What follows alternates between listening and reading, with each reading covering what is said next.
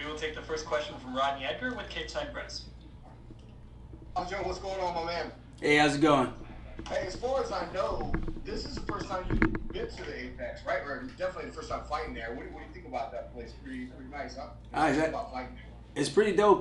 We got to get a little bit of a tour. We didn't do the whole thing 2 days ago, but we got to see the part that counts the most, which is the Octagon, and I'm excited about it, man. There's a lot of history that's going to be in that building, and to be a part of it is going to be a great thing, especially in a time like this where there's so much going on in the world. I think to give the fans kind of somewhat of an escape from reality for a little bit and give us some hope that life can get back to normal. It's gonna be a great part and an honor for me to be a part of that. I haven't asked anyone else, but I mean, this is UFC. Is the UFC PI open back up with you guys? I assume it is. So you're able to train over there and cut weight and all that. Yeah, I'm actually doing my weight cut at the hotel though for tonight to find a few pounds. There's no reason to use the facility right now, for the main part being that we're still stagnant with like the training cycle. So I typically like to train for longer than an hour, keep the sweat going, and push out as much weight as I can in one session so that I can minimize the amount of workouts I need to do. I cut a lot of weight to get down to 135. You could say I walk around 165, sometimes 170, you know, if I'm eating really good. So to get my weight acclimated, I need to make sure I have the sufficient enough time to do it the right way and to feel good and not feel depleted coming into fight night.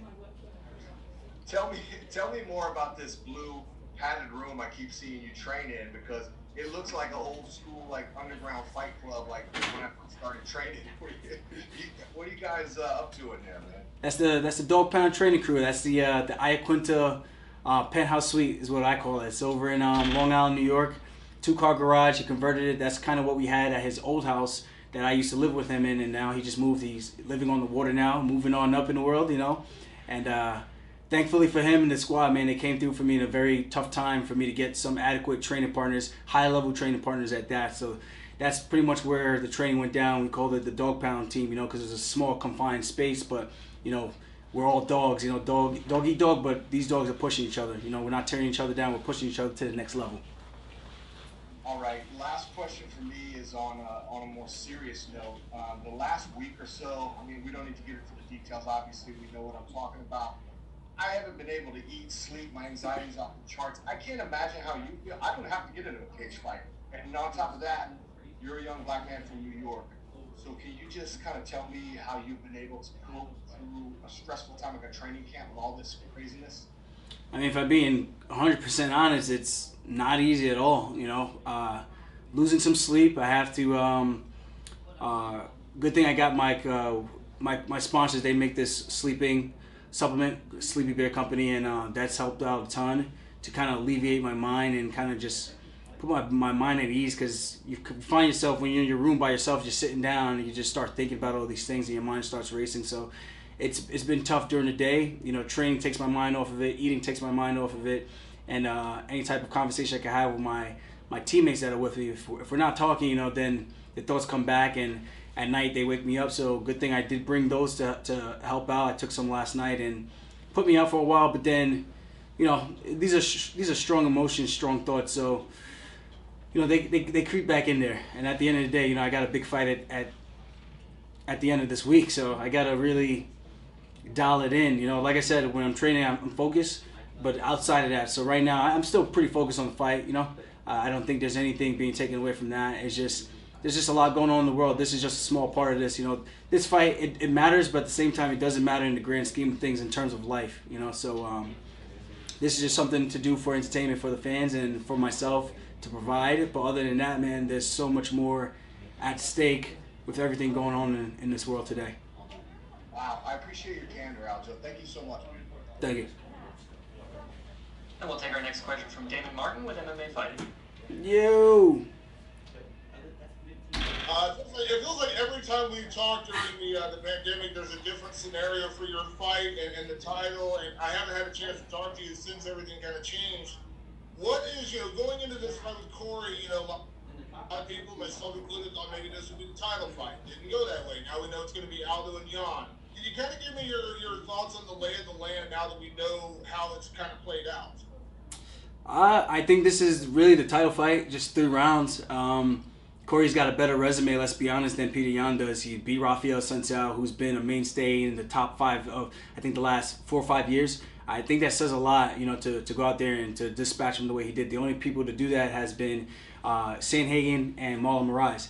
So he beat John Lineker. Another tough dude, tough fight, close fight, split decision.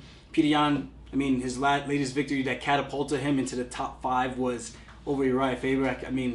Not saying Uriah Faber isn't tough, but let's be honest here. He's not the Uriah Faber of old, but he's the Uriah Faber of, he's not the same. He's just not the same. So a win over him doesn't do that for you, I just hope that the rankings and everything gets back to normal, and the UFC could get back to what made them great and what makes us better than boxing. The best guys fighting the best guys.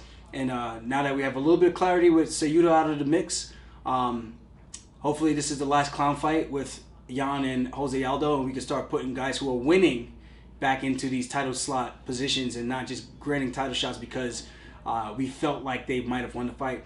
All that matters are the 3 judges that are sitting ringside, and everybody else's opinion doesn't matter. It doesn't matter if Dana thought they won. Doesn't matter if my cousin thought I won. It's what those guys think, those guys and girls think. So at the end of the day, Jose Aldo has a loss in this division. He's fighting for a world title in this division, which makes no sense. And Aljo, obviously, your last fight was such a statement performance for you, but then, unfortunately, you had to deal with the wrist and then the time off, the pandemic. You couldn't plan for this, but this is a huge fight. This is a big fight for this division. Do you feel like you need to go out there and make another statement, kind of like you did against Pedro Munoz, to secure your spot as the true #1 contender in this division, even though, again, probably should be for the title, but, do you feel like this is a chance to once again cement your position in the division? Yeah, 100%. I got to go out there and follow up that performance. This fight is interesting because the way I feel about it, I need to inflict a lot of pain, and I know we're both going to go through it. We're both going to test each other's hearts and see who's going to be the first one to back down and quit. And we both want something, and at the end of the day, unfortunately for both of us, in order to achieve our dreams, we have to crush each other's. And I plan on being the guy to go out there and do that on June 6th. Have you been impressed by what you've seen out of Cory Sandhagen? His body of work has kind of slipped under the radar, considering he does have wins over guys like Sunsao and Lineker. Have you been impressed by what you've seen out of him? Yeah, 100%. I think he's a tough dude. He's proven himself worthy very, very quickly to take out Sunsao the way he did, pretty decisively.